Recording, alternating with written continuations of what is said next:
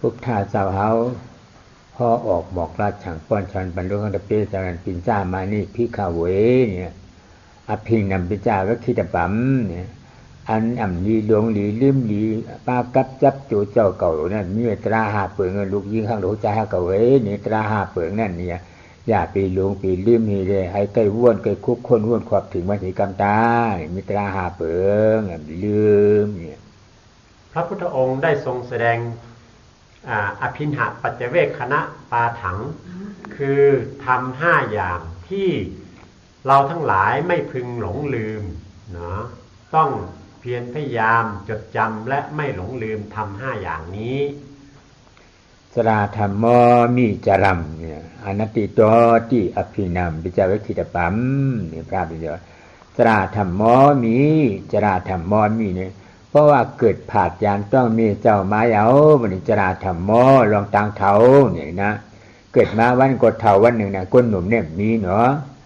มีในต้องอันห้องคนหนูเพราะผาดต้องมีเจ้ามาเอาบริห้องวาจราธรรมมีเนี่ยห้องทำเถาเนี่ยทำเถาเนี่ยอนัตติตัวตีลองเท่าวันเดียวก็วันหนึ่งเดือนเดียวเดือนหนึ่งปีเดียวปีหนึ่งนั่นหนึ่งเท่ากว่าที่นั่นเนี่ยป้นเวรไหลกลางไหลอันเจ้าของเจ้าก็ผู้ปืนพ้องงำในอนัตติตัวตีอนัตตาโตอิตินะอนัตตาโตอิตินี่อนัตตาอิติเป็นอนัตตาจึงไหนนี่เฮาคุกคนวนครอบอย่าลวงอย่าลืมนี่ธรรมอันแรกนั้นพระองค์ตรัสว่าชลาธัมโมหิชรังอนัตติโตนะซึ่งมีความหมายว่าเรามีความแก่เป็นธรรมดาอันความแก่นั้นเมื่อเกิดพ้นจากท้องขึ้นแม่ออกมาแล้วก็เป็นแก่ทันทีแก่ลงทุกเมื่อเชื่อวันเนาะเมื่อแก่แล้วความแก่นั้นชรังอนัตติโตความแก่ชรานั้นหาสามารถบังคับบัญชามันได้ไม่มันไม่ใช่เป็นสัตว์บุคคลตัวตนเราเขาอะไรเป็นสิ่งที่ไม่สามารถบังคับได้อันนี้เป็นอันแรกที่เราพึงสำเนียกจดจำคำนะครับไปอาเทงธรรมมีเนี่ยปาเทงธรรมลองตองตาใครทำเจ้านั้นนี่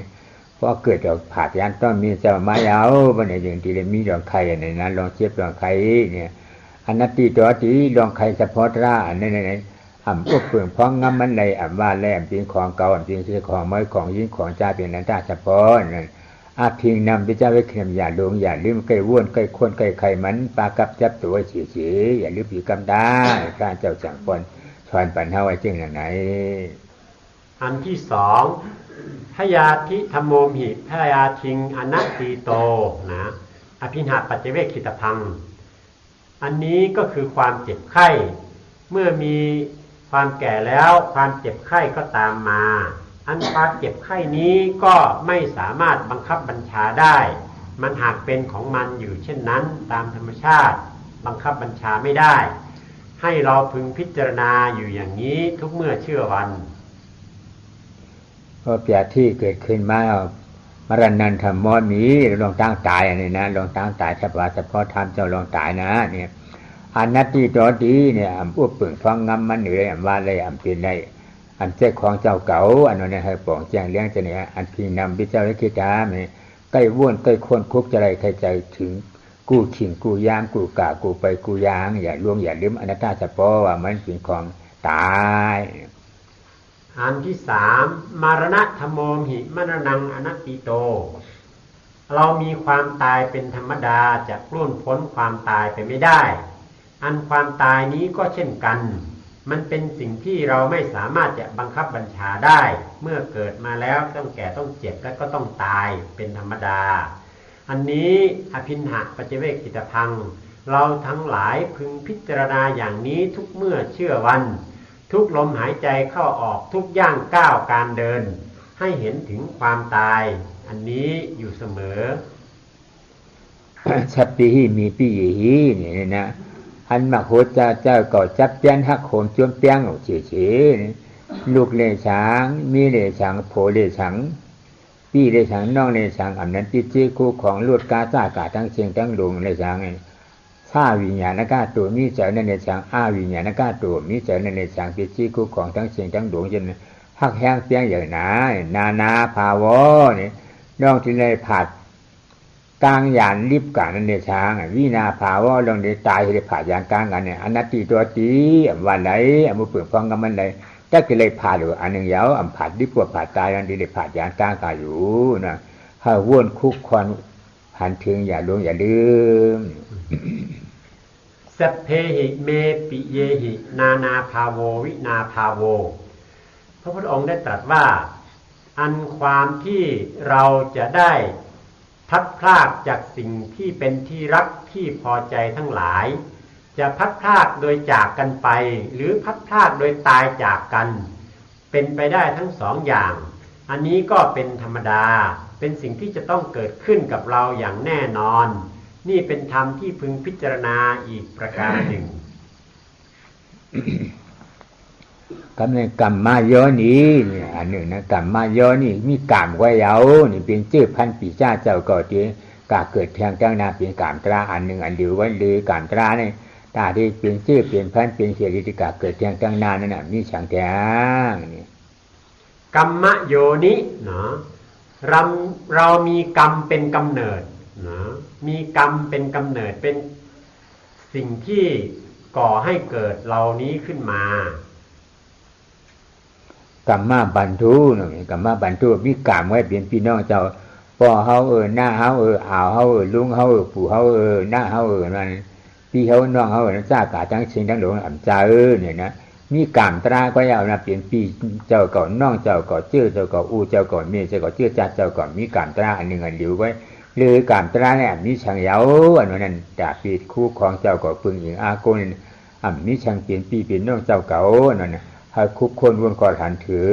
งกรรมพันธุเรามีกรรมเป็นเผ่าพันธุ์พี่น้องของเราที่แท้จริงก็คือกรรมนั่นเองที่จะคอยติดสอยให้ตามเราไปไม่มีพี่น้องญาติพี่น้องอันใดอันอื่นเลยสิ่งเหล่านั้นล้วนแต่เป็นสิ่งของปลอมแต่กรรมที่เราสร้างไว้นั่นแหละจะติดตามเป็นเผ่าพันธุ์เชื้อพันธุ์พี่น้องของเราตามตัวไปกรรมมาปฏิชราหน้าเนี่ยแม่นะมีกรรมไว้ที่ปึงอิงอันนี้ปึงอิงอูเฮาที่ปึงอิงเมียเฮาที่ปึงอิงพี่อาพี่นางน้องยิงน้องใจปึงอิงปู่ปึงอิงมีมันอันปึงอิงไหนเนี่ยนะอันปึงอิงได้มีช่างมีกรรมดีเลยกรรมให้ชราสองตัวไว้กรรมมันจะได้ปึงมันจะได้กว่าดังนากรรมปฏิสรโนเรามีกรรมเป็นที่พึ่งอาศัยเราจะไปพึ่งอิงพ่อแม่พี่น้องบุตรภรรยาสามีเพื่อนฝูงญาติโกโหติกาทั้งหลายนั้นหาสามารถเอาเป็นที่พึ่งได้ไหมเรามีแต่ผลกรรมดีกรรมชั่วของเราเท่านั้นเองที่จะเป็นที่พึ่งของเราต่อไป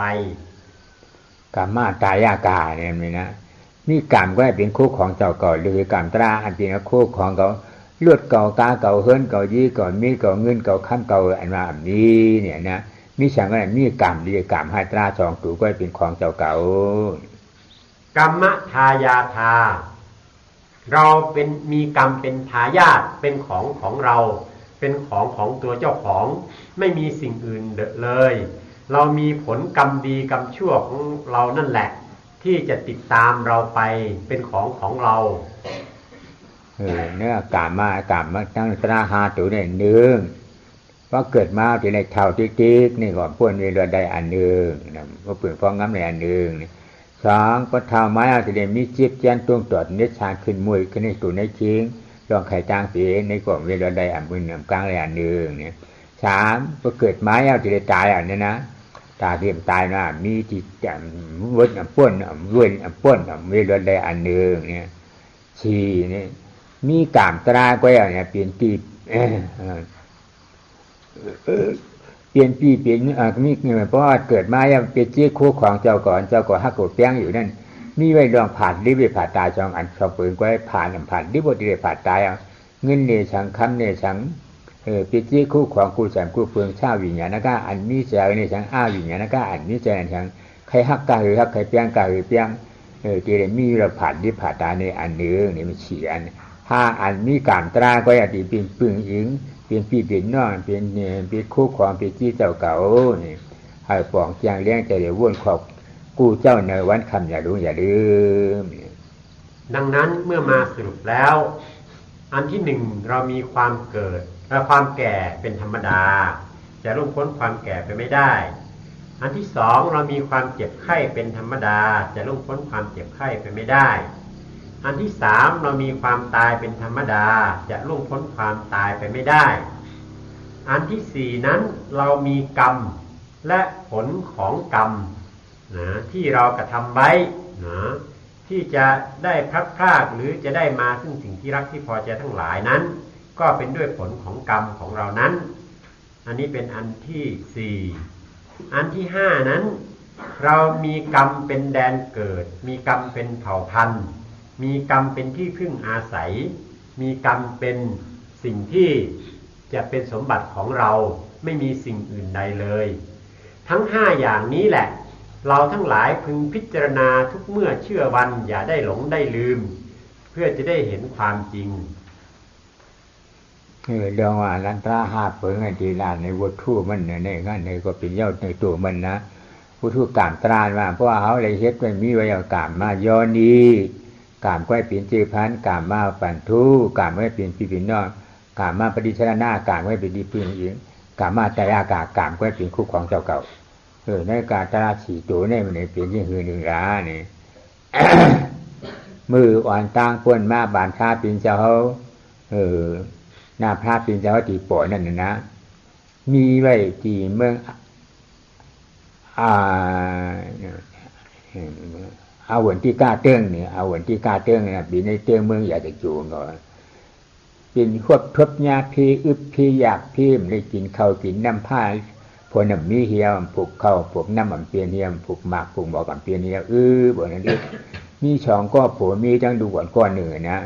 ฟังกันตายกะมือหามืออยากจะจูนี่ลูกมือเอาหวนที่กาเตื้องดีเข้ามืออยากจะจูดังนั้นในวันนี้ไหนๆก็เป็นวันปิดการอบรมแล้วก็จึงจะขอยกเอาเรื่องที่เกิดขึ้นในครั้งอดีตมาเล่าให้พวกเราทั้งหลายได้ฟังเป็นอุทาหรณ์สอนใจเรื่องนี้เกิดที่เมืองอวันติกะใกล้ๆเมืองราชคฤห์ในขณะเวลานั้นได้เกิดทุพพิทภัยข้าวยากหมากแพงฝนแล้งนาล่มทำมาหากินไม่ได้รับผลสำเร็จมีสองผัวเมียคู่หนึ่งนั้นด้วยความที่ได้รับความทุกข์ยากลำบากจากเพศภัยอันนี้จึงได้พากันชวนกัน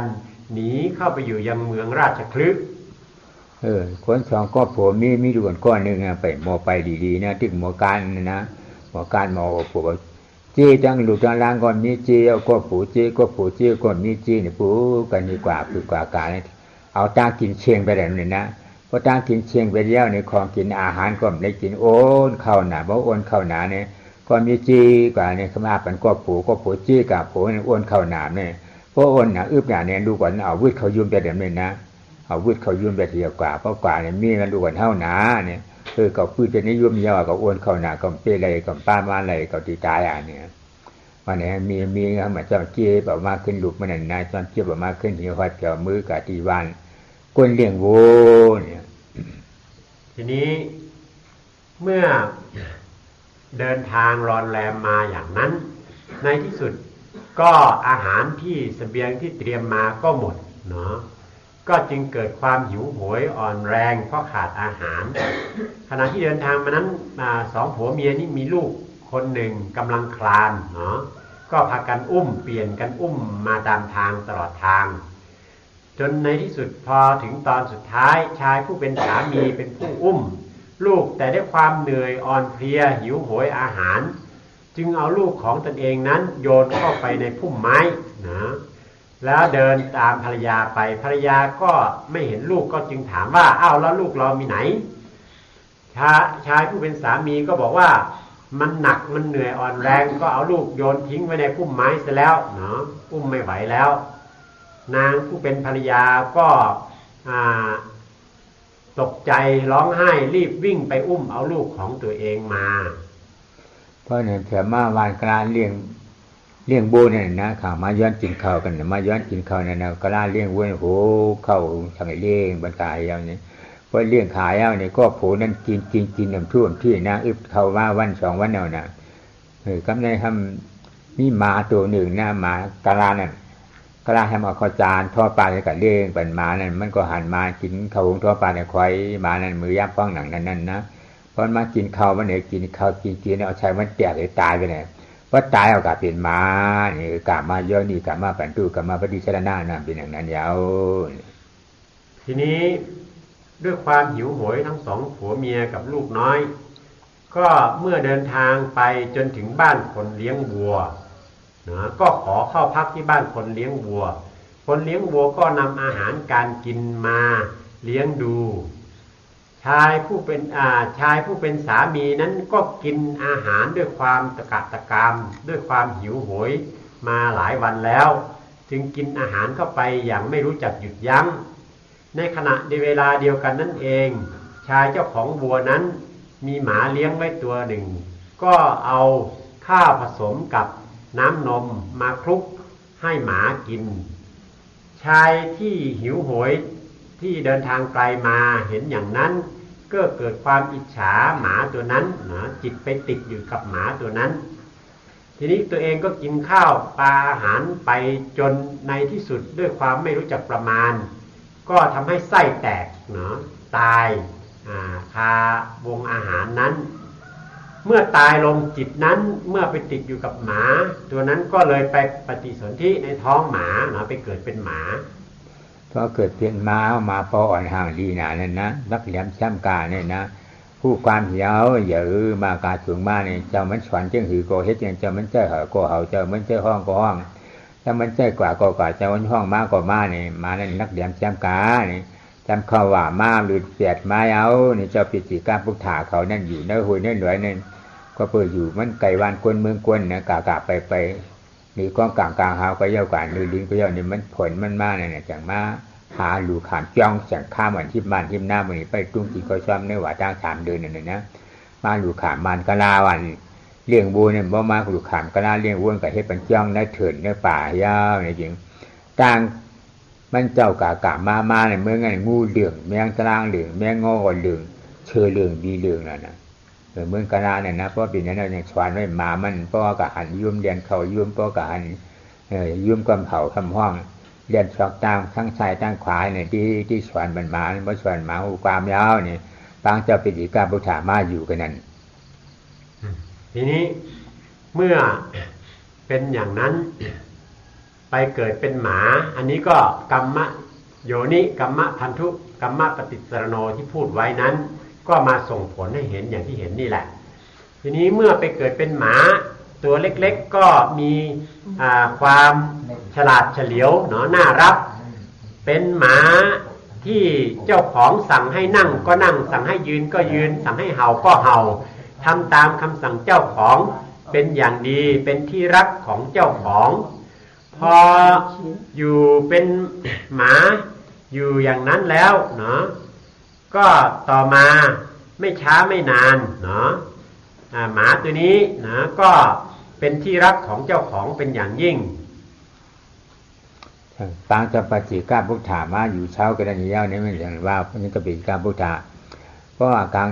ในมาใครได้แจ้งมาขามาหับเจ้าบ่มาหัดเผียวมาเจ้ามือจำหมาในมือหับเอาช้อนดีเฮิรนกูเนเนี่ยทั้งโฉงนี่ทั้งหับเป็นใครได้แจ้งมามาจอมมาโฉงเจ้าโฉงก็โฉงหับก็หับนี่ช้อนสั่งช้อนทุ่งมาบ่ถึงขิงฟังยามันมาแล้วนี่แจ้งมามันกว่าเมื่อชื่อที่จ้องจะปิฎกาพุทธาพวกนี้นะก็เมื่อที่จ้องจะปิฎกาพุทธาพวกนี้ก็จะปิฎกาพระหารมาเขาชุบพักชุบกันซ้ำมือจอมหมานั่นเพราะหันเหยื่อหันยุ่มในซ้ำเขาชอบเขาเต๋าที่ไหนเห็นเพราะเมื่อโฉงซ้ำเมื่อตุ้งช้อนเย้าตัวดีเงาขึ้นมาขึ้นเหนือมาในซ้ำจะปิฎกาพุทธามาเพราะหันเหยื่อหันยุ่มจีมีงูมีเงามีฉังทำเรียนชอกเรียนเต๋าคำเห่าทำห้องอะไรที่เหนือมาที่นี้กูเนื้อว่าตา3 เดือนในครั้งนั้นมีพระปัจเจกพุทธเจ้าเมื่อถึงในเวลาพรรษาท่านก็เที่ยวภิกขาจารย์บิณฑบาตกับญาติโยมพุทธบริษัทชาวบ้านทั้งหลายแล้วก็ได้ผ่านมาที่ชาย2 ผัวเมียนี้เมื่อผ่านมาแล้วด้วยความที่เป็นฤดูฝนไปมาลำบากชายผู้นี้จึงกลับนิมนต์ว่าต ต่อไปขอให้ท่านรอรับอาหารจากผมเถิดนะเมื่อหุงอาหารเสร็จแล้วผมจะนำอาหารมาเตรียมใส่บาตรท่านแต่ว่าในทางที่ท่านปัจเจกพุทธะเดินมายังหมู่บ้านนั้นมันเป็นป่าเขาเป็นสุมทุมพุ่มไม้มีงูเงี้ยวเกี้ยวขอนมีหมีมีเสือดุเยอะแยะมากมายดังนั้นชายผู้นี้ก็จึงบอกว่าถ้าอย่างนั้นผมจะทำอย่างนี้ถ้าหากว่าถึงเวลาหุงหาอาหารเสร็จแล้วผมจะให้หมาตัวนี้นะมาบอกท่านแล้วรับท่านไปเพื่อจะรับอาหารบิณฑบาต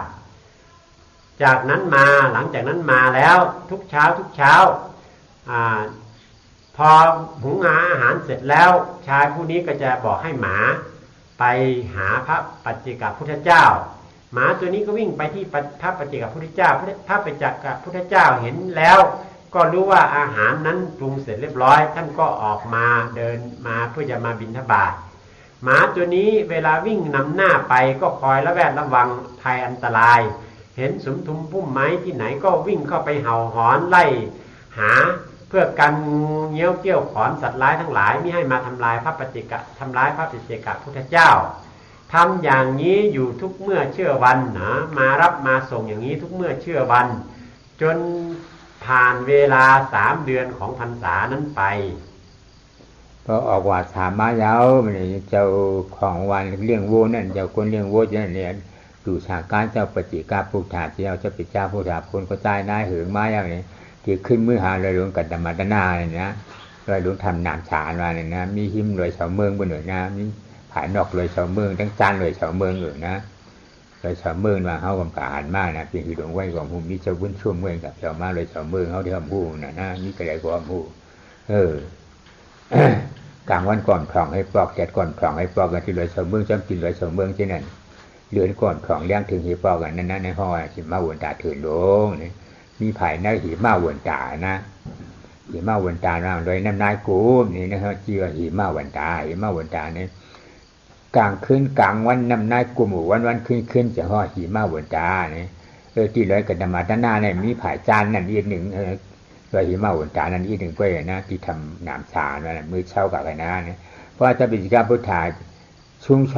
ชาห้าวภาษาการเนี่ยมีจานขึ้นกว้างกลางห้าวกันเนี่ยหมานั่นยินหักยินโหนยินชมจอมจินชิไหนจะปิจิกาพุทธานาเนี่ยห้องเห่าเฮียเอาอาชักมันเชียงตายกว่ากลับมาโยนี่กลับมาบานรูกลับมาปฏิชนะนากลับมาตยากากลับหันมันเฮ็ดมันช้างไว้ปองไว้เช่นนี้มันเลยปึงให้ยิงเปลี่ยนพี่เปลี่ยนน้องเปลี่ยนโอ้ยโผดเป็นเต้ก็เป็นคู่ขวางมันนั่นนี่โฉมเมื่อเปลี่ยนผีห้องอ่ะคอตะกาผีคุณผีอายหมาเนี่ยพวกกามเฮาเนี่ยนะอันนั้นก็อายเสียงหวงอายเสียงเห่าหวงอายเสียงหลงเนี่ยทีนี้เมื่อถึงครบ3 เดือนออกพรรษาแล้วได้3 วันชายผู้เป็นเจ้าของหมานั้นก็ถวายผ้าไตรจีวรแก่พระปัจเจกพุทธเจ้าพระปัจเจกพุทธเจ้านั้นเมื่อออกพรรษาแล้วก็ถึงเวลาท่านก็จะกลับไปบำเพ็ญภาวนาที่ถ้ำปริศนาถ้ำไม้หอมซึ่งอยู่ที่เชิงภูเขาหิมาลัยที่เขาพระสุเมนหลวงพ่อว่าเขาพระสุเมนเนี่ยท่านไม่เคยไปเห็นมาก่อนที่เขาพระสุเมนเนี่ยแสงอาทิตย์ก็ส่องไม่ถึงแสงเดือนก็ส่องไม่ถึงมีหิมะปกคลุมเต็มไปหมดตลอดทั้งปีเนาะอยู่ไกลมากนะถ้ำที่ว่านี้ก็อยู่ที่เชิงภูเขาหิมะพานนั้นเมื่อท่านจะกลับสู่ภูเขาหิมพานต์นั้นท่านก็เหาะนะพอรับผ้าไตรจีวรอาหารบิณฑบาตเสร็จร้อยแล้วท่านก็เหาะขึ้นฟ้าเพื่อจะกลับไปยังถ้ำที่ป่าหิมพานต์หมาตัวนี้ด้วยความที่ได้วิ่งรับวิ่งส่งพระปัจเจกพุทธเจ้ามานานถึง3 เดือนก็เกิดความรักผูกพันกับท่านพระปัจเจกพุทธเจ้าเป็นอย่างยิ่งเห็นพระปัจเจกพุทธเจ้าเหาะไปอย่างนั้นก็เกิดความเสียอกเสียใจร้องเห่าหอนจนในที่สุดก็อกแตกตายเนาะสิ้นอายุไขลงไปตรงนั้นอันนี้แหละคือเรื่องของกรรม กรรมโยนิมีกรรมเป็นแดนเกิดกรรมพันธุมีกรรมเป็นเผ่าพันธุ์กรรมปฏิสรโนมีกรรมเป็นที่พึ่งอาศัยมีกรรมนี่แหละเป็นผลที่จะต้องได้รับติดตามตัวไปหมาตัวนี้ก็เลยตายแล้วไปเกิดเป็นเทวดาชื่อโคตกะเทวดาแปลว่าเทวดาที่มีเสียงดีว่าอย่างนั้นนะฮะเทวดาที่มีเสียงดีว่าอย่างนั้นเพราะเมื่อเปลี่ยนคนผีเอาหน้าพระเป็นเจ้าโกรมาในติโปนั่นนะพระเป็นเจ้าติโปเป็นพระมาลีนั่นน่ะเพราะว่าบ่หึงทางจังแล้วนั่นเนี่ยมันขึ้นลงมาเกิดเมืองกวนเนี่ยมาเกิดเมืองกวนเนี่ยจำหนังวิปากกะมาย้อนนี่กะมาปั่นทุกกะมาจ้องตรามันเฮ็ดมาเอาลูกมันพืชเปียดนั่นนะจึงจำเปียนมันมาเกิดเป็นลูกเมตาลีเนี่ยเป็นลูกเมตาลีเมตาลีเนี่ยว่าเป็นลูกจ้าในของเลี้ยงนะเป็นลูกยิ่งของเจี๊ยบเลี้ยงเป็นลูกจ้าในเอาเปียดให้เอาปันเบิ่นเนี่ยเอาวิเปียดในกวางยุกยักษ์ทีนี้เมื่อไปเกิดเป็นเทวดาอยู่นานจนกระทั่งถึงเวลาใกล้เวลาที่จะพระสมณะโคดมพุทธเจ้าจะอุบัติขึ้นในโลกเทวดาตนนี้ก็มาจุติเกิดในเมืองมนุษย์นะมาเกิดเป็นลูกของนางโสเพณีในเมืองทีนี้ด้วยความที่บาปอกุศลเก่าๆที่เคยเอาลูกของตัวเองโยนเข้าพุ่มไม้เมื่อเกิดมา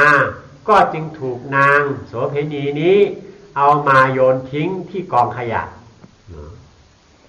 เมืองที่มาเกิดเป็นเมืองกอสัมผีเนี่ยนะอาท่ากระถาชาเขาว่าเป็นเมืองใจเฮาเมืองเหนือเนี่ยเมืองกอสัมผีเนี่ยนะ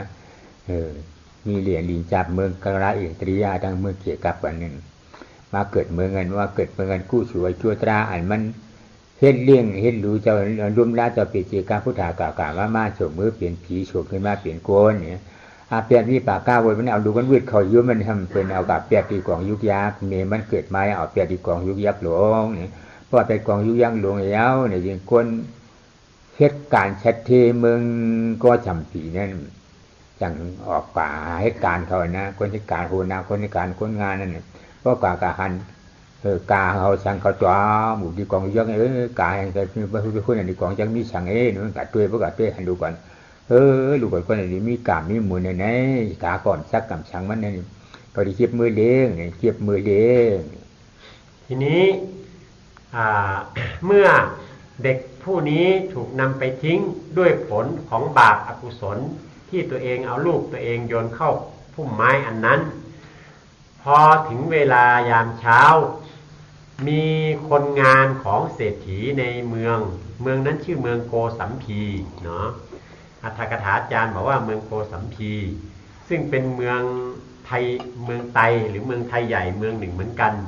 อยู่ในช่วงต่อระหว่างเมืองอินเดียกับเมืองจีนกับเมืองพม่าติดต่อกัน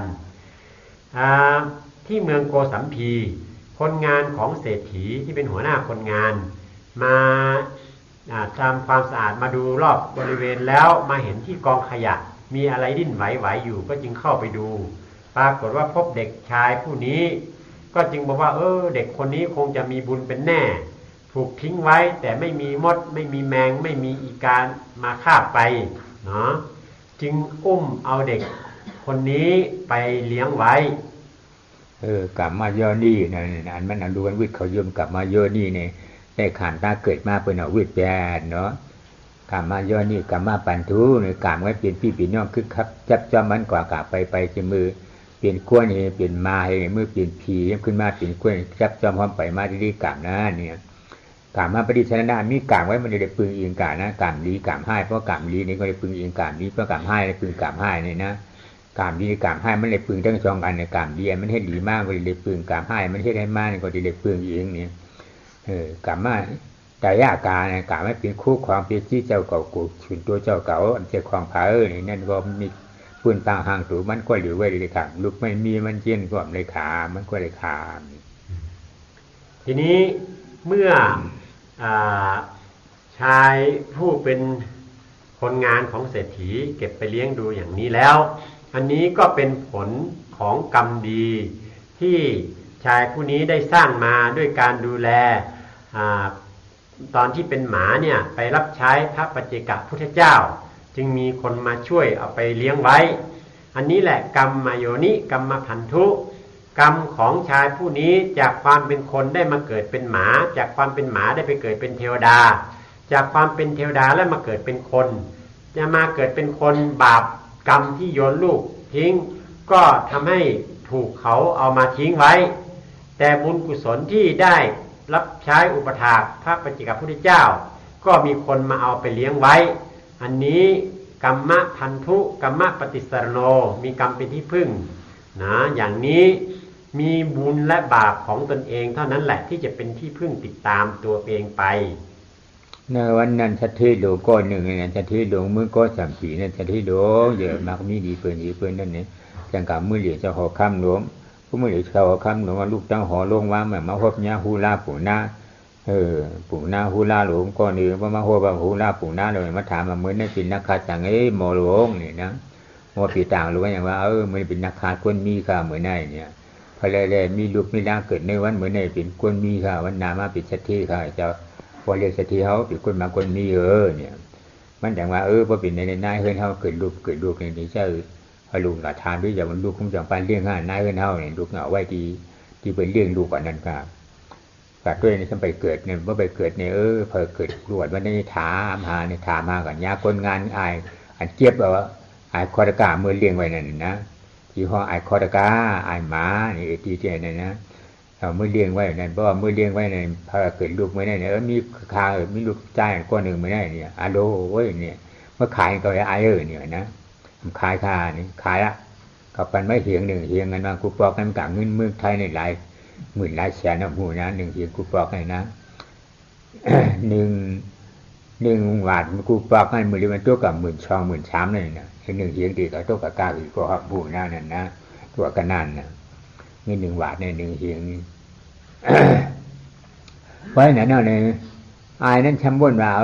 หลวยก็ได้เคยตายก็มันตีตายเคยตายก็มันเตรียมตายเพราะตายเนี่ยเงินเฮียงหนึ่งก็เตรียมได้เพราะตายได้ดีอยู่นี่ก็ได้ขายอันเนี่ยขายสเทนั่นไปนะก็ขายสเทเมื่อเดียวก็เห็นว่าเพราะลูกเก่าเกิดมาเปลี่ยนกวนยิงได้ก็เดียวให้ลูกข่อยเก่าเนี่ยเพราะลูกเก่าเกิดมาเป็นกวนใจก็เดียวเอาตายเปียกกวนเปียกปูนลูกเก่าเนี่ยมันเนี่ยทีนี้เมื่อเด็กผู้นี้เนาะได้มามีคนเก็บเลี้ยงไว้อย่างนั้นในวันนั้นมีเศรษฐีใหญ่ของเมืองโกสัมพีคนหนึ่งเข้าไปเฝ้าพระเจ้าแผ่นดินเมืองโกสัมพีแล้วกลับออกมาก็ถามอมาตย์ปุโรหิตที่เป็นโหรว่าวันนี้เลิกวันเป็นยังไงนักขัตฤกษ์เป็นยังไงโหรก็ดูเลขผานาทีแล้วก็บอกว่าวันนี้เป็นวันเลิกเศรษฐีเด็กที่เกิดในวันนี้เนี่ยจะเป็นเศรษฐีใหญ่มีชื่อเสียงไปข้างหน้าทีนี้ชายผู้เป็นเศรษฐีนั้นก็จึงกลับมาบ้านเพื่อจะไปดูว่าเด็กลูกหลานตัวเองที่เลี้ยงไว้นะเกิดลูกหรือยังนะลูกตัวเองเกิดหรือยังนะภรรยาของตัวเองนะเกิดลูกหรือยังปรากฏว่ายังไม่เกิดยังไม่คลอดก็จึงไปพยายามถามไปในที่ต่างๆในบ้านในเมืองว่ามีใครที่เกิดลูกในวันนี้มั่งคลอดลูกในวันนี้มั่งก็ไม่มีใครในที่สุดเมื่อมาถามหัวหน้าคนงานที่อยู่ในบ้านของตัวเองหัวหน้าคนงานบอกว่าผมมีลูกเล็กๆลูกผู้ชายเล็กๆคนหนึ่งครับเกิดวันนี้เศรษฐีผู้นั้นก็จึงบอกว่าอย่างนั้นขายให้เราเถอะลูกของเจ้านั่นแหละนะเราจะให้ 1,000 เงิน 1,000 สมัยนั้นเนี่ยมันมีมูลค่าหลายหมื่นหลายแสนของเงินสมัยนี้อย่างดูทองคำบาทหนึ่งตอนนี้ก็ 16,000 แล้วเนาะบาทเท่ากับ 16,000 เนี่ยแล้วมันจะเป็นเงินเท่าไหร่เนาะ 1,000 ทีนี้ชายผู้เป็นหัวหน้าคนงานนั้นก็มาคิดว่าเด็กคนนี้ถ้ามันจะรอดมันก็จะรอดบางทีมันอาจจะตายก็ตายเสียเปล่าเราจะไม่ได้เงิน 1,000 ก็เลยจำใจขายลูกขายเด็กคนนี้ให้กับเศรษฐีไปในราคา 1,000 เศรษฐีก็มาดำริคิดว่าถ้าเมื่อไหร่ลูกของเราเกิดขึ้นมาถ้าเป็นหญิงเราก็จะแต่งงานกับเด็กคนนี้เสียถ้าเป็นชายเหมือนกันเราก็จะฆ่าตายเสียนะไม่ให้มาเป็นคู่แข่งของลูกตัวเองอย่างนี้เพราะเหตุนั้นเนี่ยเพราะลูกมันเกิดมาทำถึงคนใจกำเนิดนะไม่เป็นคนใจวันนี้มันจ้าหิวนะทีนี้เอาตายไปแล้วนั่นเจ้าหน้ามันอธิษฐานมันมีไว้นั่นทีนี้เอาตายไปเนี่ย ตัวเกิดมาเป็นคนใต้ย่อเนี่ยจังใช่คนอยู่เลยมันกินเลยมันจะเอากลับไปที่พักตูคอกวูออกกว่าให้วูหยิบตายไปไหนเลยนะเอาเวทในพักตูคอกวูบ่ปล่อยวูให้วูออกกว่าหยิบตายไปไหนเป็นคนเรียกวูกับปล่อยวางไว้นั่นบ่ปล่อยวางไอ้ดีพักตูคอกวูออกกว่าเงาเนี่ยก็บ่ปล่อยวูออกมาเนี่ยวูน้ำหนุนตัวออกกว่าตาเหมือนบ่กะหันทุกวันเลี้ยงกันกะอาขาคิบจุกเข็นเหลือเงี้ยจ้วงกับนึงปักตั้มมันไว้เนี่ยพอวูทั้งหลายป้นกว่าอย่างนี้ไม่อย่างไรกว่าเนี่ยทำเนี่ยอายเลี้ยงวัวเนี่ยหันวัวอยู่ในวัวน้ำตัวนี้ช่างมันกว่าละนะเนี่ยคือกำลังเพื่อด่วนมีอยู่แต่เกี่ยขามันนั่นนะอ๋อลูกคนคนนี้มีกามมีหมุนหนุนไหนนี่ก็ได้เก็บมือเลี้ยงเนี่ยอายเลี้ยงวัวเก็บมือเลี้ยงไว้ทีนี้เมื่อถึงเวลาไม่ช้าไม่นานเศรษฐีภรรยาเศรษฐีก็คลอดลูกออกมาปรากฏว่าเป็นลูกผู้ชายเมื่อเป็นอย่างนั้นเศรษฐีก็จึงจำใจต้องทำตามข้อสัญญาที่ตั้งใจไว้ว่าถ้าได้ลูกชายจะฆ่าเด็กคนนี้เสียเมื่อเป็นอย่างนั้นจึงได้เอาเด็กคนนี้ไปให้กับคนเลี้ยงวัวให้เอาไปวางไว้ที่ประตูคอกวัวพอตอนเช้าเวลาปล่อยฝูงวัวออกมาฝูงวัวจะได้เหยียบตายเนาะแต่ปรากฏว่าเมื่อตอนเช้าคนเลี้ยงวัวเปิดคอกออกมาวัวตัวจ่าฝูงนั้นก็มายืนคล่อมเด็กนี้ไว้เสียวัวตัวอื่นก็จะวิ่งผ่านไปข้างๆนะไม่เหยียบเด็กคนนี้ตายเมื่อพอวัวออกหมดคอกเรียบร้อยแล้ววัวตัวที่คล่อมเด็กไว้เนี่ยจึงค่อยเดินตามหลังไป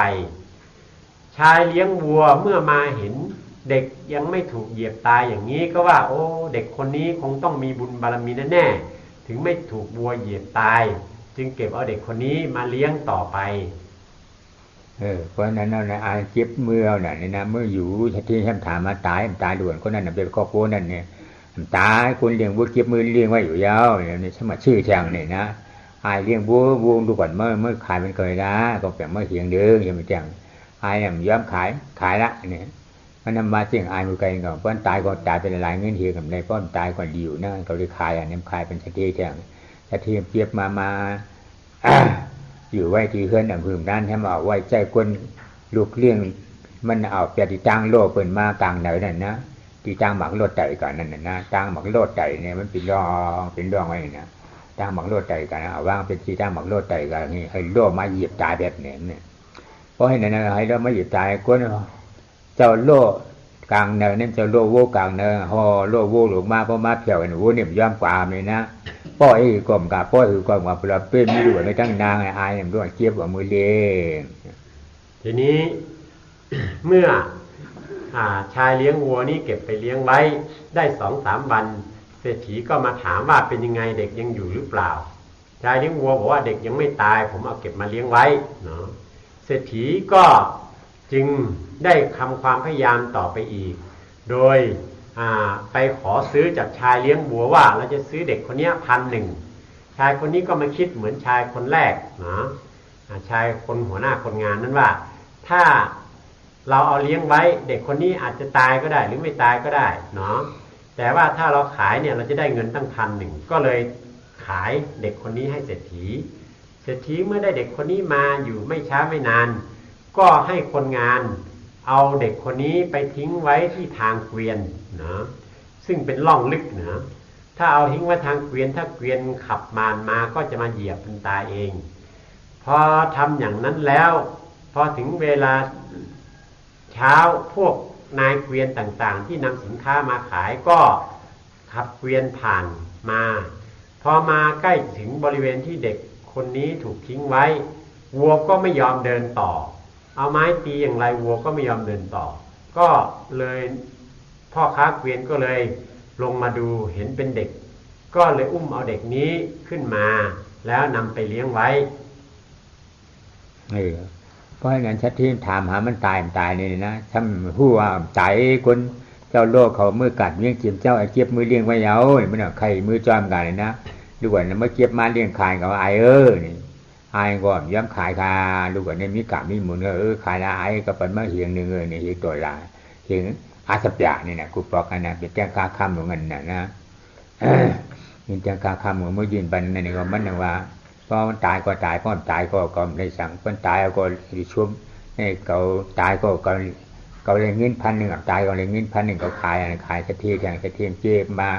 พอเก็บมาแล้ววันไหนยังซ้ำใจกวนเอาเป็ดในป่าเหี่ยวเนี่ยนะเอาปืนเป็ดในป่าเหี่ยวตีปืนผังกวนตายเนี่ยปืนเป็ดในนั้นนี่เป็นถึงในย่วมมันทีนี้เมื่อชายคนเจ้าของพ่อค้าวัวนี้พ่อค้าล้อเกวียนนี้นำไปเลี้ยงไว้ไม่กี่วันเศรษฐีนี่ก็พยายามติดตามข่าวคราวอีกว่าเด็กคนนี้ตายหรือยังปรากฏว่าทราบข่าวว่าเด็กคนนี้ยังไม่ตายมีพ่อค้าวัวเนี่ยนำไปเลี้ยงไว้พ่อค้าล้อเกวียนเนี่ยนำไปเลี้ยงไว้เศรษฐีจึงไปตามขอซื้อเด็กคนนี้จากพ่อค้าวัวเลี้ยงล้อวัวนี้พ่อค้าล้อวัวนี้ก็มาคิดเหมือนกันว่าเด็กคนนี้เราเลี้ยงไว้มันอาจจะตายก็ได้หรืออาจจะไม่ตายก็ได้แต่ว่าเราเลี้ยงไว้ถึงจะตายไม่ตายถ้าหากเกิดตายไปแล้วก็จะเสียเงินพันเปล่าๆก็เลยยอมขายให้เศรษฐีไปในราคา 1,000 ซึ่งพันสมัยนั้นเนี่ยมันเป็นเงินพดด้วงนะเป็นก้อนทองคำเป็นแท่งๆอย่างเงี้ยเอาเทียบค่าเป็นเงิน 1,000 ชายผู้นั้นก็เลยขายเด็กคนนี้ให้เศรษฐีไปอีกเศรษฐีนั่นใช่คนเอาเป็ดในป่าเหี่ยวเนี่ยนะเพราะเป็ดในป่าเหี่ยวมีกระเลี้ยงเป้เนี่ยกระเลี้ยงเป้ก้อนหนึ่งว่าปล่อยเป้มันกันเป้เมน้ำนวลบ่เกี่ยวกับที่ไอ้คอร์การมีอยู่ในป่าเหี่ยวนี่เรียนเขายุ่มกล่าวนุ่มมันเยี่ยดชวบไอ้คอร์การกินนวมไอ้จูเกียจูมันโฉงจะไปดีกาบูฐานจอมโฉบันมาในกามาย้อนนี่ก็มาบรรทุนนั่นนะกินนวมเป้นั่นนะเห็นเพราะกินนวมมีบ้านี่เป้นั่นอย่างไรกว่าจอมผงมันเพราะก่อนคำมาว่าแผ่มาป่าเหี่ยวเป้เมเดี๋ยวนี้คำเดียงขึ้นเข้ากันในป่าเหี่ยวนั่นก็กล่าวนุ่มมันเยี่ยดช่วยไปเขาช่วยไอ้คอร์การไอ้กินนวมนั่นนะเพราะกินอิ่มแล้วในทำมือ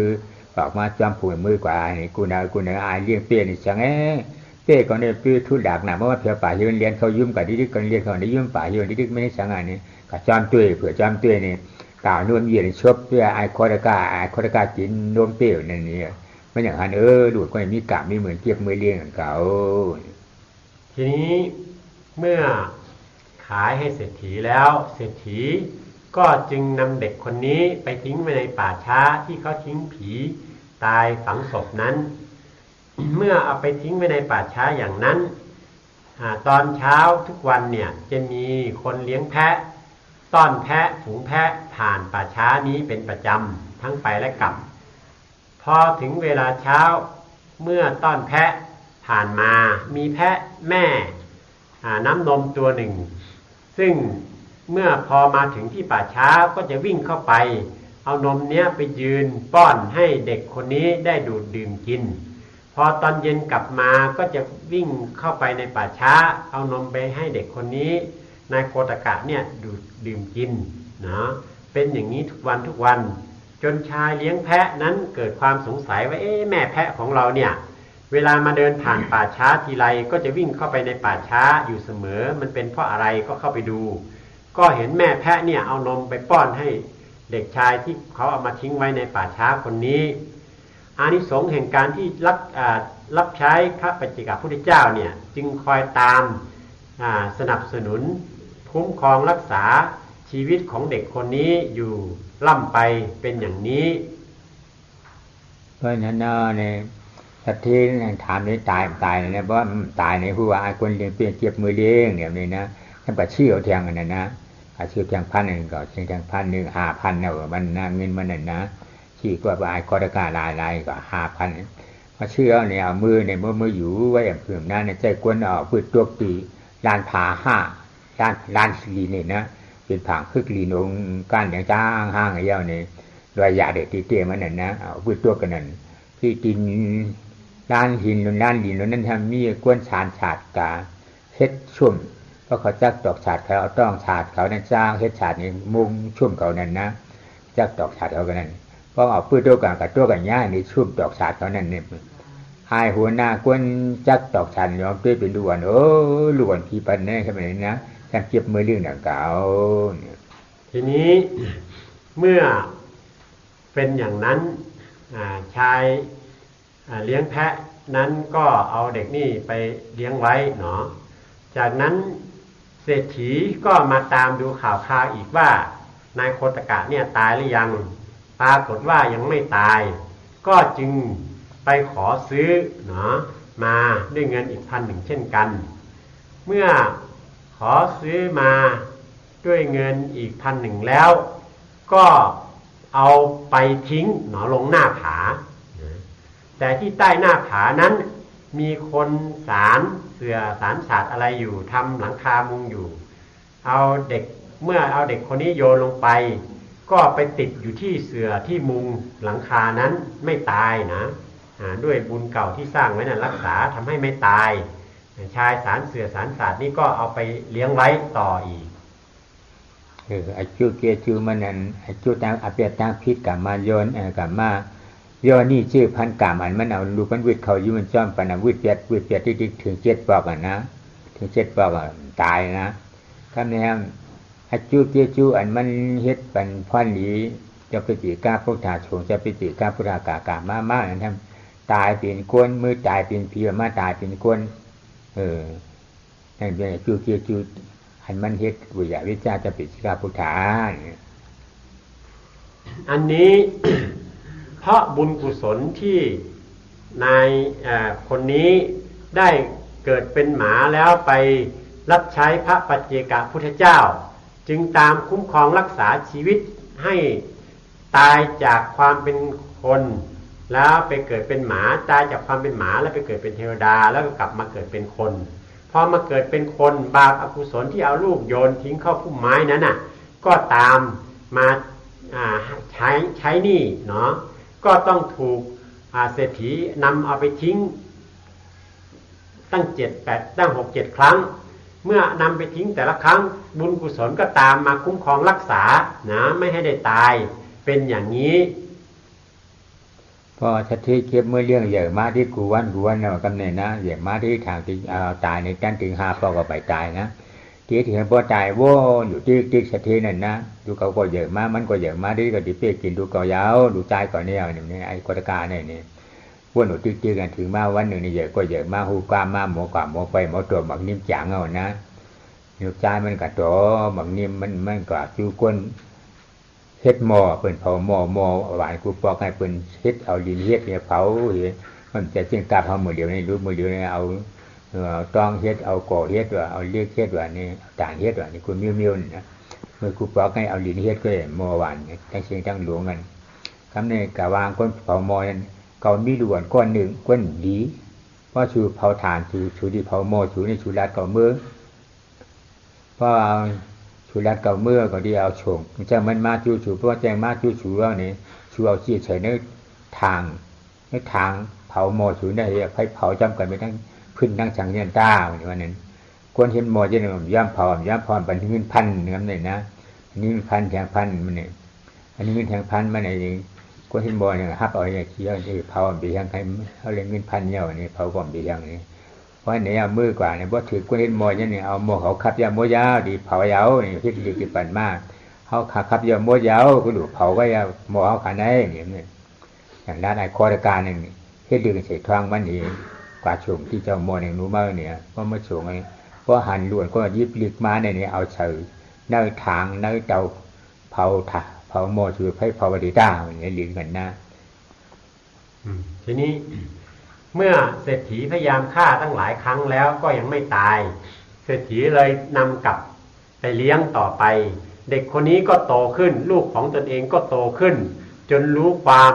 สามารถเล่นสะบ้าได้วิ่งเล่นไปมาได้ทีนี้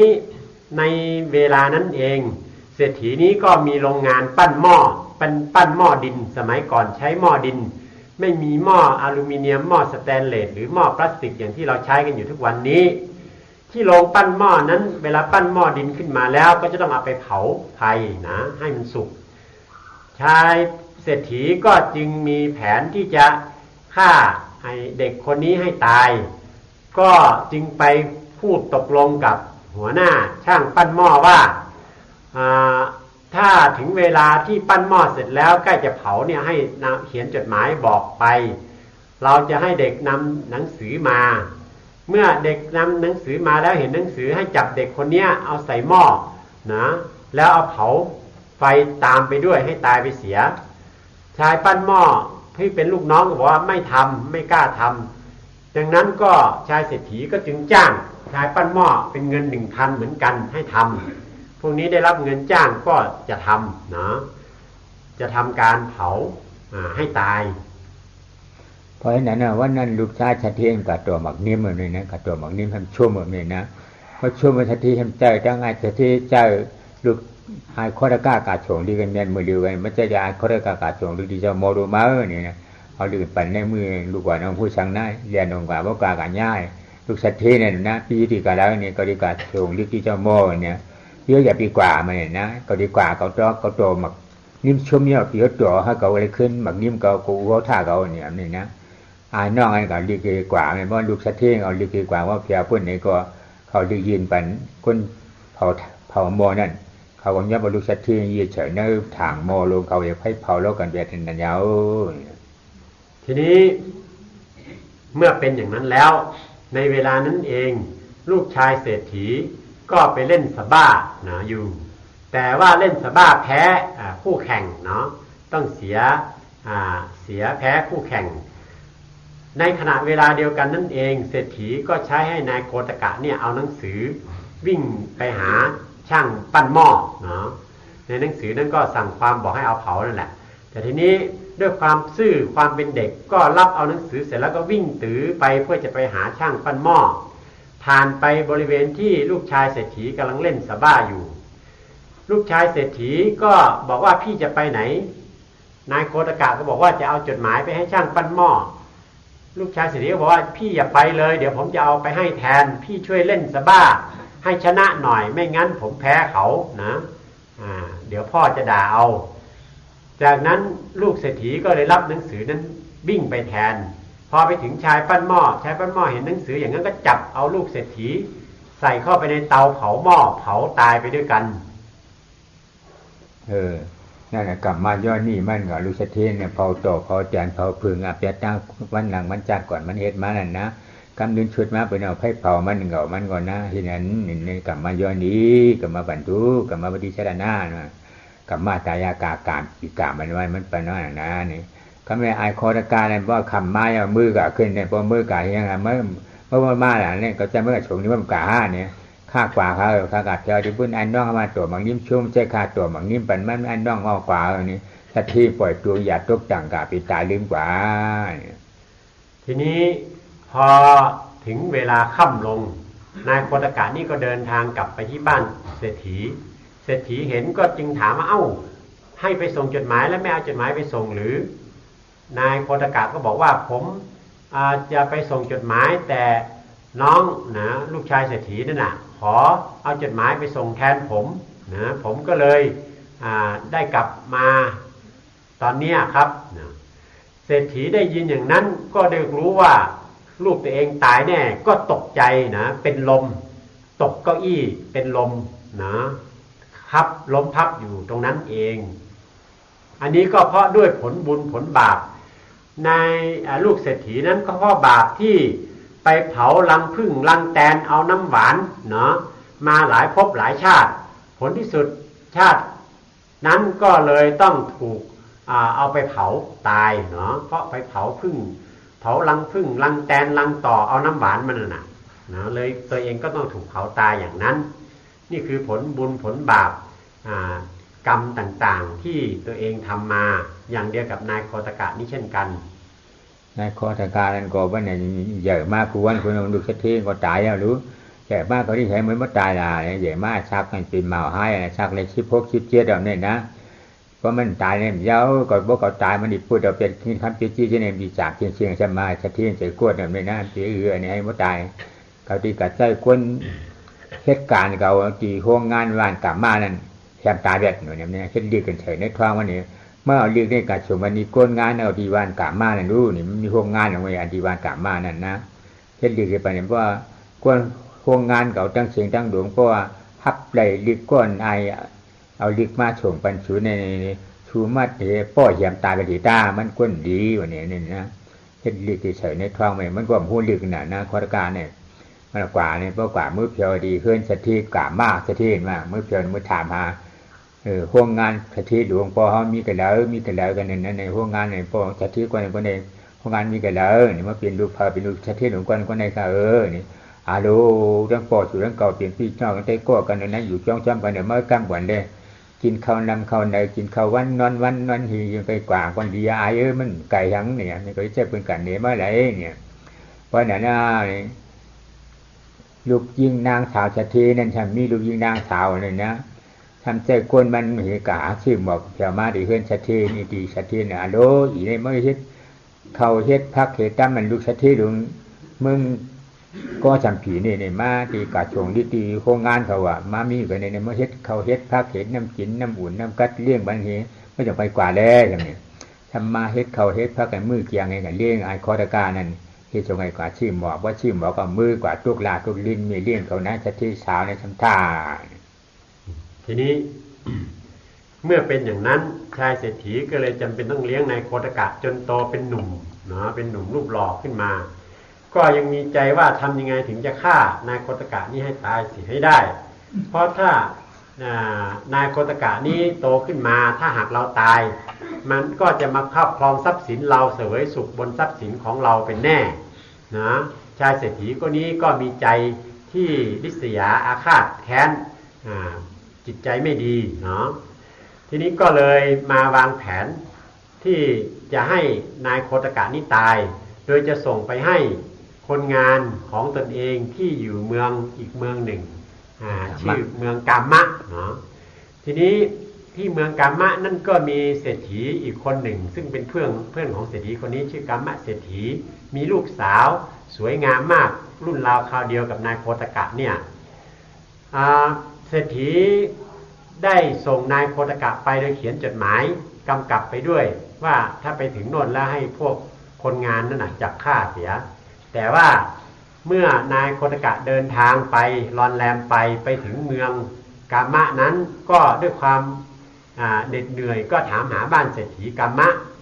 ไปพบเศรษฐีกามะแล้วก็บอกว่าผมเป็นลูกเศรษฐีที่เมืองโกสัมพีโน่นนะพอท่านเศรษฐีกามะได้ยินดังนั้นก็บอกโอ้เนี่ยท่านเศรษฐีเมืองโกสัมพีก็เป็นเพื่อนเรานี่เองเดินทางมาเหน็ดเหนื่อยอย่าเพิ่งไปเลยที่โรงงานมาพักผ่อนอาบน้ำอาบท่า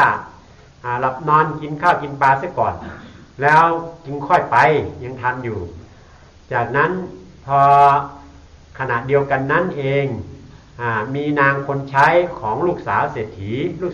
สั่งให้ไปซื้อดอกไม้แต่ผ่านมาท่านเศรษฐีเห็นก็บอกว่ามารับใช้ท่านลูกเศรษฐีเมืองโกสัมพีก่อนทำข้าวปลาอาหารน้ำท่าเลี้ยงดูท่านเสียก่อนแล้วค่อยไปนางก็เลยจำเป็นจะต้องไปทำกับข้าวกับปลาเตรียมที่หลับที่นอนให้นายโคตกะนี้ได้กินได้ดื่มได้อาบได้หลับได้นอนเรียบร้อยแล้วถึงจะได้ไปซื้อดอกไม้พอกลับมาก็ค่ำเกินเวลานางผู้เป็นลูกสาวของเศรษฐีก็โกรธเนาะว่าทำไมมาผิดเวลาก็ด่าว่าต่างๆบอนนายสาวเศรษฐีนั่นท่าป้องเลยกลุ่มเด็กมาหนึ่งว่าโลมีที่เขาใหญ่ป้องในท่ายขามกาเนี่ยข้ากลุ่มกาเมื่อให้บุญญาวิจารลูกชายเศรษฐีหลวงมือก็จำผีก็ข้าลูกชายเศรษฐีมือก็จำผีมามีดีเฮือนอู่ห้าคานันเนี่ยอู่ห้าพอดีลูกห้าคานันเนี่ยใจคาเฮ็ดบุญญาวิจารน้ำอุ่นน้ำกัดเขาพักเลี้ยงอาหารเองข้ากลุ่มเฮ็ดลุมดามันก็ให้ลูกชายหมาลมก้นเศรษฐีมือก็จำผีมามีอยู่ที่เฮือนเนี่ยข้ากลุ่มเฮ็ดในเจ้านั่นล่ะนะคะอย่าบีท่านี่นายสาวเศรษฐีมาจ่องเจ๊ข้านี่ก็เจ๊เนี่ยห้ากาดด้วยละมันเนี่ยนะทีนี้เมื่อนางลูกสาวเศรษฐีด่าว่าคนใช้อย่างนั้นคนใช้บอกโอ้ขอความกรุณาเถิดอย่าด่าฉันเลยเพราะว่าฉันได้ถูกท่านเศรษฐีเรียกให้ไปรับใช้ลูกชายของท่านเศรษฐีเมืองโกสัมพีมาพักอยู่ที่บ้านคุณพ่อของท่านนั่นแหละอย่าด่าอย่าว่าเลยถ้าไม่เชื่อก็ลองไปดูสินะบอกให้นางสาวลูกเศรษฐีนั้นและชวนกันไปแอบดูเนาะพอลูกนางสาวทัตเทตั้งลูกเลี้ยงมันมาหันเนี่ยทำอายโทษการนอนนับหัวเลยนะรีบเปลี่ยนบักทองเลยนะจากมัดจันเอาลึกในทองกันมาห่อด้วยเลยนะพอมาห่อด้วยว่าคนเหตุการณ์เขาก็ฮับในลึกในยาอายเอาลึกมาปันสุนเหียบตายไปเลยมีคนดีกว่านี้นะ นางสาวทัตทีเนี่ยมามีปิ่นแจมเอาใส่ไพ่ไปอย่างนั้นมาปิ่นแจมมาเพราะฮับในลีกเย้าในลูกชายเก่ามาส่งลีกตีสูเนี่ยก็ทำมันลูกยิงคอลูกยิงทัตทีวานกลับมานั่นปัน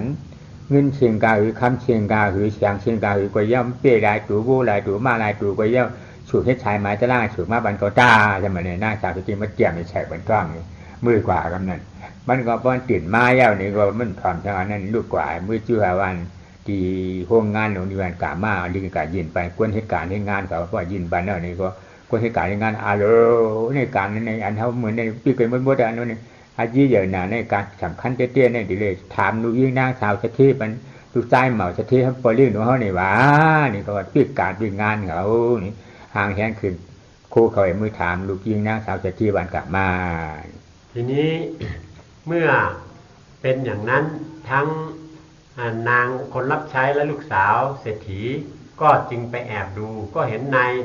โคตกะเนี่ยกำลังนอนหลับพักผ่อนอยู่แล้วก็ทิ้งถุงเปิดเห็นมีจดหมายอยู่ข้างในลูกสาวเศรษฐีก็เลยนำจดหมายนั้นออกมาอ่านก็ได้เห็นความว่าชายผู้นี้เมื่อมาถึงโรงงานแล้วให้คนงานช่วยกันจับฆ่าตายเสียคนมันเป็นคนไม่ดีนะนางลูกสาวเศรษฐีนี้ก็เห็นหน้านายโคตกะแล้วเกิดความรักใคร่พอใจขึ้นมาในความรูปหล่ออย่างนั้นคงจะเป็นอย่างนั้นก็เลยเอาจดหมายนั้นมาเผาทิ้งเสียและเขียนจดหมายขึ้นมาใหม่ว่าถ้าลูกชายของเราเศรษฐีมาถึงที่นี่แล้วให้ช่วยกันไปสู่ขอลูกสาวของเศรษฐีเพื่อจะแต่งงานกับลูกชายของเราจะหมดเงินหมดทองแก้วแหวนเท่าไหร่หมดแพะหมดวัวหมดม้ากี่ตัวก็ให้ทำบัญชีแจ้งเราไปนะเราจะจัดการส่งมาให้อย่างนี้เมื่อเป็นอย่างนั้นแล้วนายโคตกะเมื่อหลังจากพักผ่อนกินอิ่มหลับนอนพักผ่อนเรียบร้อยตื่นขึ้นมาได้ก็คว้าถุงเดินทางต่อไปจนถึงโรงงานของท่านเศรษฐีเมืองโกสัมพีเมื่อพวกคนงานหัวหน้าคนงานได้รับจดหมายเอามาอ่านดูแล้วก็รู้ความเนาะอย่างนั้นอันนี้เป็นเรื่องมงคลใหญ่ยิ่งของท่านเศรษฐีลูกเศรษฐีเราปิดโรงงานก่อนวันนี้เนาะไปสู่ขอลูกสาวเศรษฐีให้กับลูกชายของเจ้านายของเราเนาะก็พากันหยุดงานเนาะแล้วก็พากันไปทำพิธีสู่ขอลูกสาวเศรษฐีเพื่อจะแต่งงานกับนายโคตกะก็เขามาถามแล้วแต่งงานกันยาอย่างเช่นดึกเองเลยนะถามยาหลีงามยาตัวหลีงามแต่งงานยาตัวหลีงามอะไรเนี่ยมาก็เขาอะไรกับปันตัวตุกลายตัวนี่ก็เตรียมเนี่ยเปี้ยเขาอะไรคาเหียไม่เลี้ยงไปแต่งงานเชียงกาหมูลายตัวโวลายตัวนี่ก็เตรียมเงินเชียงกันได้คันเชียงกันได้นี่ปันมือชูที่สะเทหรือมือก็สัมผีเพราะปันมือก็สัมผีหรือสะเทตรงนั้นพอไอ้หันดิกเนี่ยว่าโดก็ว่ามันเหี่ยมตายทำขึ้นกับเป็นจึงไหนไหนมันตายละนี่เอาเปลี่ยนเลือดขึ้นนี่เปลี่ยนจากหายตัวต่างกายแล้วนี่อำเภอน่าน3-4 วันมาตายแต่เจ้าทีนี้เมื่อพวกหัวหน้าคนงานพากันไปสู่ขอแต่งงานให้กับนายโคตกะกับลูกสาวเศรษฐีเรียบร้อยแล้วจากนั้นไม่หลายวันก็จึงแต่งจดหมายขึ้นมาบอกว่า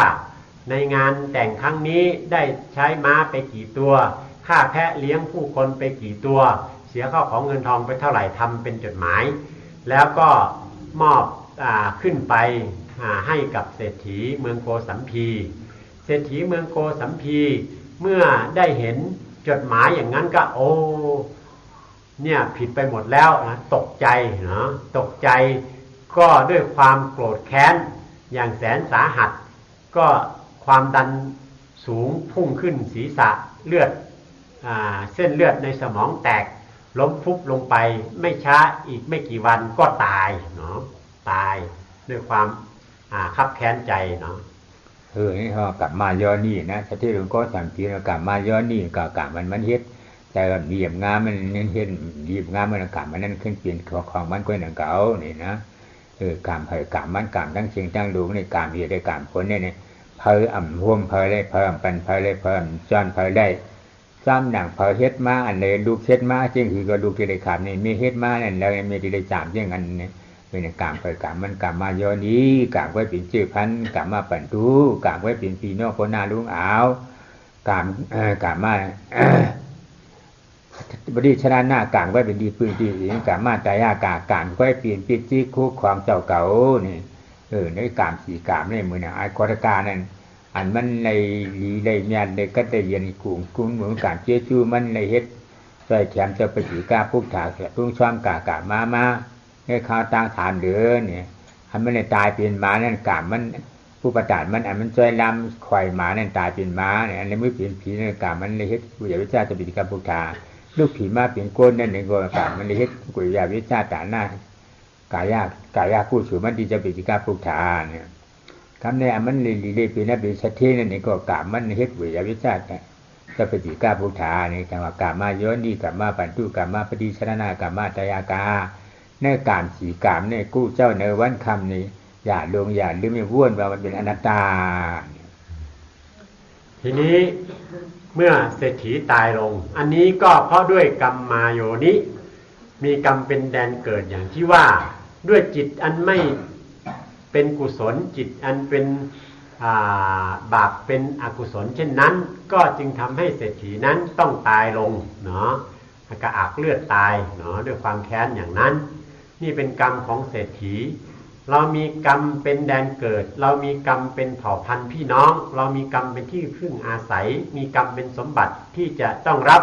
เป็นของเราไปอย่างนั้นเหมือนอย่างเศรษฐีนายโคตกะก็เหมือนกันเพราะกรรมชั่วที่เอาลูกตัวเองโยนทิ้งในพุ่มไม้และความที่ริษยา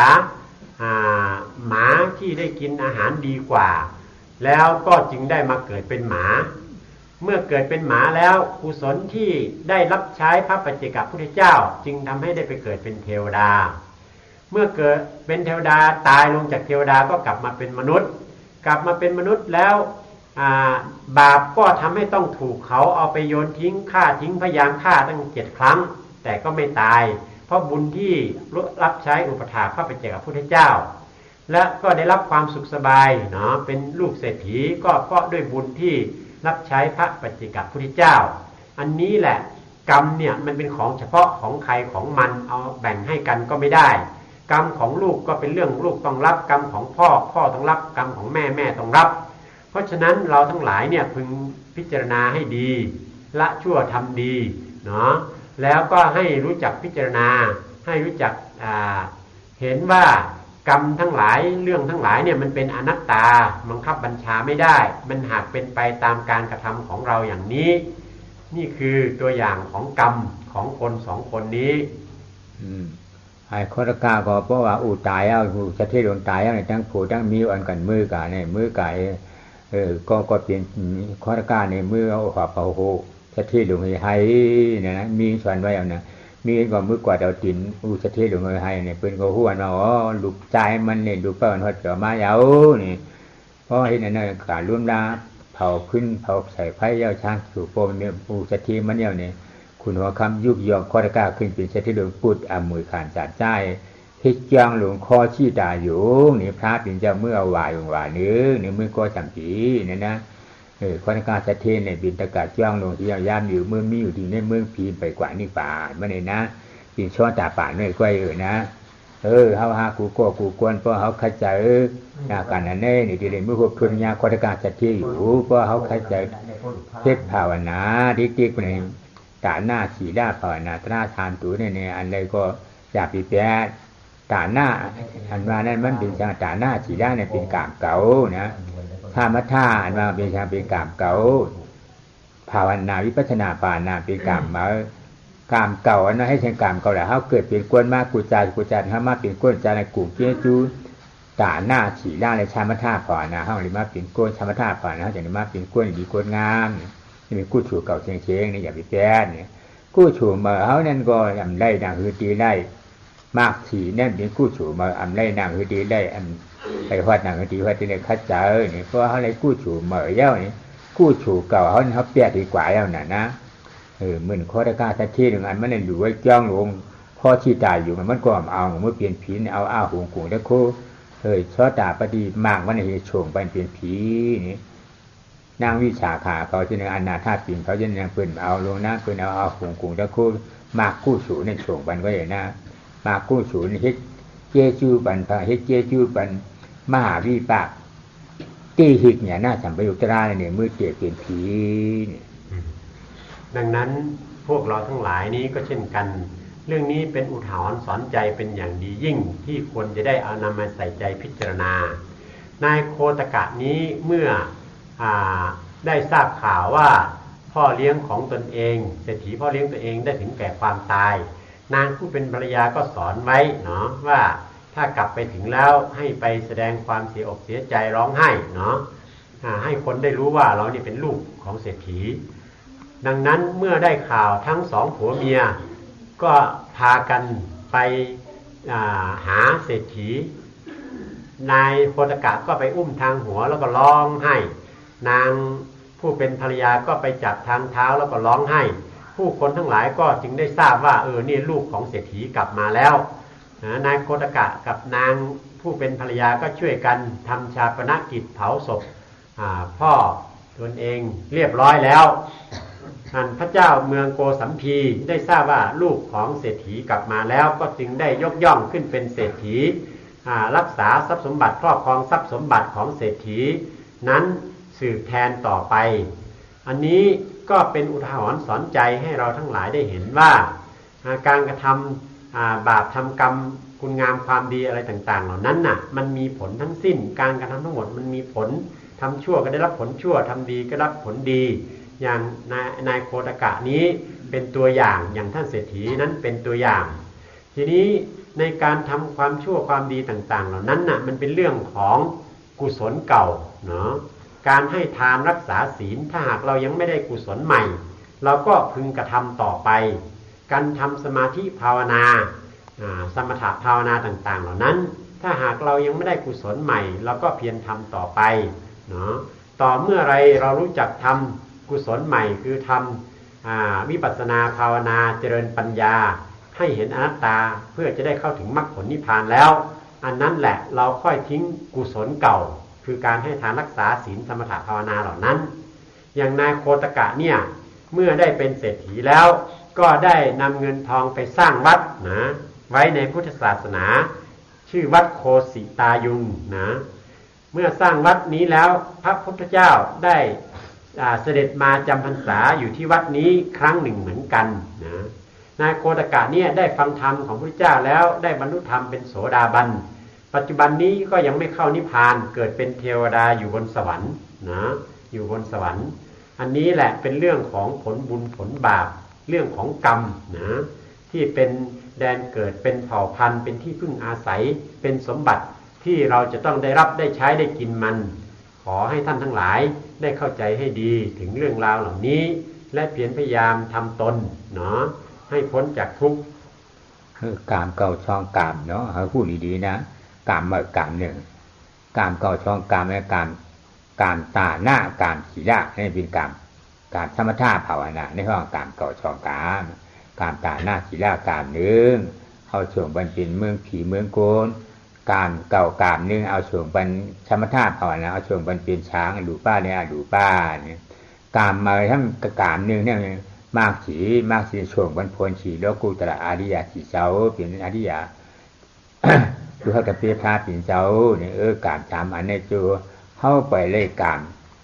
เมื่อกามมากเขาไปเกิดนั่นกามหน้าเขาก็ใหญ่เปียสีแล้วเขาก็ใหญ่เปียคิดช่างใหญ่เปียด่ะเพราะห้ามเลยกามเมื่อวันนี้เขาจะขึ้นปึงอิงกามเก่าเขานั่นนะเพราะเลยกามเมื่อแล้วเนี่ยเขาเปียดีกว่าเอามือน่ะเขามีเงิน10,000เนี่ยเพราะเขามีคำจาม1 เงิน10,000ไว้เอาคำจาม10,000กว่าเนี่ยคำจามของกันเลย10,000นั่นนะกันในเขามีคำจามหนึ่งนะเขามีเสียงลูกหนึ่งนี่เสียงลูกหนึ่งคำจามหนึ่งเนี่ยเปียทีมเอาเสียงลูกหนึ่งกว่าเสียงนั้นดีกว่าเลยเสีย60,000นี่เนี่ยที่ได้ไปจึงกันเมื่อหนึ่งกลุ่มตาหน้าเนี่ยเหมือนหนังเงินกลุ่มฉีด้าเนี่ยเหมือนหนังคำกลุ่มฐานกลุ่มตาหน้าเนี่ยเหมือนหนังเงินกลุ่มชามาท่าเนี่ยเหมือนหนังคำกลุ่มกุ้นหมุนเงามากหยาดปุ่นยาในเมืองหนังเชียงหลีปรัมญาหลวงเนี่ยเขาบอกเรื่องใจสามอันเนี่ยพอมีเชียงหลีปรัมญาหลวงเย้าเงินเนี่ยทางคำเนี่ยทางเขาเปียเดียวเขาก่อมทีนี้เรื่องของกรรมนั้นดังที่เล่ามาทั้งหมดนี้มันจึงเป็นอยู่3 อย่างเป็นกรรมเก่า2 อย่างเป็นกรรมใหม่1 อย่าง กรรมเก่าสองอย่างนั้นคือกรรมให้ทานกรรมรักษาศีลอันเป็นกรรมที่จะพาให้มาเกิดเป็นมนุษย์หรือไปเกิดเป็นเทวดาอันนี้เป็นกรรมเก่าเราจะต้องทำอยู่เรื่องทานเรื่องศีลนี้ถ้าหากเรายังไม่ได้กรรมใหม่อันที่สองกรรมเก่าอันที่สองก็คือกรรมทำสมถะภาวนาไหว้พระสวดมนต์เนาะท่องพุทโธธัมโมสังโฆนั่งทำสมถะภาวนานับประคำอะไรต่างๆเหล่านี้ถ้าหากเรายังไม่สามารถจะทำกรรมใหม่ที่คือวิปัสสนาภาวนาได้แล้วก็ทำต่อไปอีกเนาะทำต่อไปอีกทีนี้อันนี้กรรมเก่าสองอย่างถ้าเราทำมันจะเป็นเครื่องอยู่ของเรารักษาเราไม่ให้ตกต่ำไม่ให้ตกไปสู่ที่ต่ำส่วนกรรมใหม่นั้นก็คือกรรมมรรคสี่มรรคนะโสดาปัตติมรรคสกิทาคามิมรรคอนาคามิมรรคอรหัตตมรรคสี่มรรคเนี่ยเมื่อเรารู้จักประพฤติปฏิบัติทำได้แล้วนะมันย่อมจะพาให้ถึงผลทั้งสี่อันนี้เราก็ค่อยทิ้งกรรมเก่านะที่เป็นกุศลเก่าๆนั้นค่อยทิ้งไปแล้วรับเอากรรมใหม่มันอุปมาเหมือนอย่างตอนที่เรายากจนพอเรามีเงินขึ้นมาเนาะมันก็จะดีขึ้นมีชีวิตสุขสบายขึ้นพอมีเงินขึ้นมาแล้วไปได้ทองเราก็ทิ้งเงินไปเอาทองนะยังเงินบาทหนึ่งเนี่ยค่ามันไม่กี่ร้อยแต่ทองบาทหนึ่งนี่ค่ามันเป็นหมื่นเนาะ10,000 กว่าเราก็ทิ้งเงินที่มีค่าน้อยไปเอาทองที่มีค่ามากอันเงินนั้นก็เหมือนการให้ทานรักษาศีลทองนั้นก็เหมือนการทำสมาธิภาวนาทีนี้ถ้าหากว่าเราไปได้สิ่งที่มีค่ามากกว่าทองคือเพชรพลอยอัญมณีอันมีค่าหลายหมื่นหลายแสนหลายล้านเราก็ทิ้งทองนะไปเอาแก้วเพชรพลอยอัญมณีอันมีค่านั้นเนาะซึ่งมันมีค่ามากกว่าเราจะได้รับความสุขสบายมากกว่าอย่างนี้อันเพชรพลอยอัญมณีอันมีค่านั้นเปรียบเหมือนการทำวิปัสสนาภาวนาการเจริญปัญญาเพื่อให้ได้มาซึ่งมรรคผลนิพพานเมื่อเราได้มรรคได้ผลอย่างนั้นแล้วเราก็วางทานวางศีลวางสมถะภาวนาไปรับเอาวิปัสสนาภาวนาไปรับเอามรรคผลนิพพานอย่างนี้นี่จึงจะเป็นคนที่ฉลาดชีวิตของเราควรจะเป็นอย่างนี้โอเคธรรมบรรยายเป็นการปิดการอบรมวิปัสสนากรรมฐานนะรุ่นที่62ณศูนย์วิปัสสนาสถานปฏิบัติธรรมถ้ำบัวอนัตตารามบ้านเมืองณอำเภอเชียงดาววันที่20-28 พฤษภาคม 2549 ครั้งนี้นะเป็นรุ่นแรกเนาะก็ขอยุติลงเพียงเท่านี้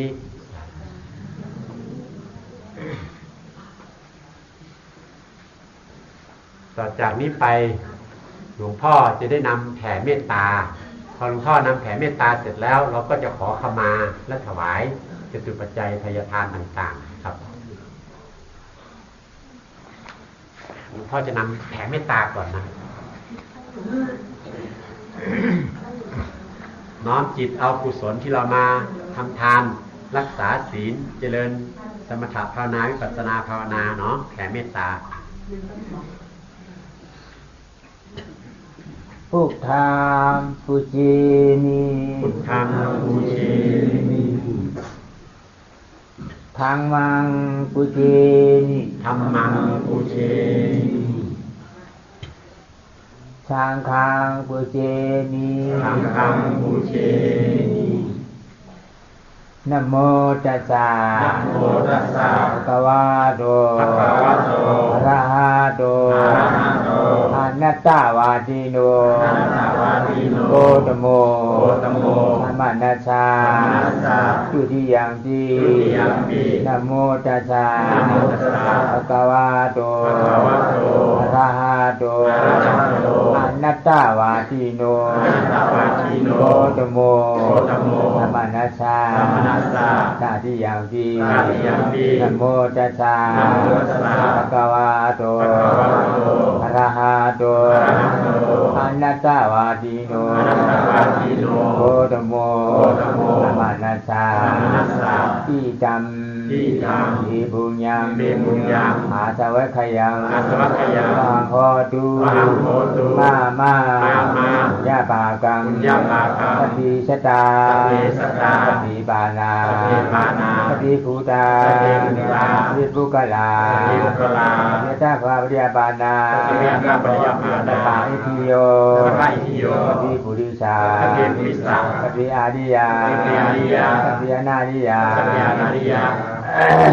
สัพพิวินิปติกา สัพพิวินิปติกา เวลาโหนตุ เวลาโหนตุ อาจาปัสสาโหนตุ อาจาปัสสาโหนตุ อนิคาโหนตุ อนิคาโหนตุ ทุกขิยตานา ทุกขิยตานา ปริหารันตุ ปริหารันตุ ทุกขามุจานตุ ทุกขามุจานตุ ยะถารัตถา ยัตถารัตถา สัมปติโด สัมปติโด มาริกชานตุ มาริกชันตุ กัมมาสกา กัมมัสกา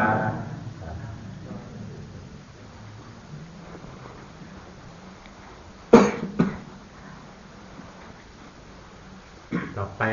จะได้ขอขมาหลวงพ่อนะครับเป็นขอขมาไทยก่อนเนาะมีการต้อไทยให้ก่อนเนาะเพราะกันต้อไทยกันต้อไต้จอมดีโยไต้หนำเนาะ อันนั้นก็ได้ จะ เป็นอันเดียว